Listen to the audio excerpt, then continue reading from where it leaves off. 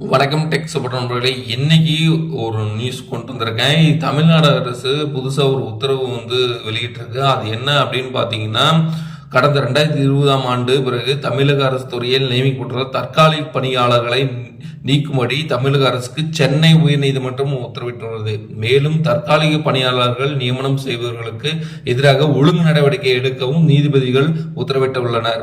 அரியலூர் மாவட்டத்தில் ஊரக வளர்ச்சித் துறையில் கடந்த 1997ஆம் ஆண்டு கணி பொறியாளர் உதவியாளராக தினக்கூலி அடிப்படையில் நியமிக்கப்பட்ட சத்யா என்பவர் பணிவரன் முறை செய்ய கோரி சென்னை உயர்நீதிமன்றத்தில் வழக்கு தாக்கல் செய்துள்ளார். இந்த வழக்கை விசாரித்த உயர்நீதிமன்றம் மனுதாரரின் கோரிக்கையை பரிசீலித்து 12 வாரங்களில் முடிவு எடுக்க வேண்டும் என்று தமிழக அரசுக்கு உத்தரவிட்டுள்ளது.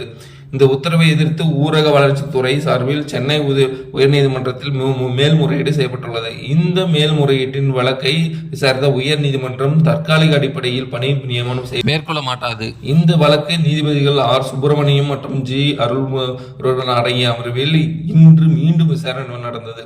அப்போது ஊரக வளர்ச்சி மற்றும் பஞ்சாயத்து துறை கூடுதல் தலைமைச் செயலாளர் தரப்பில் அறிக்கை தாக்கல் செய்யப்பட்டது.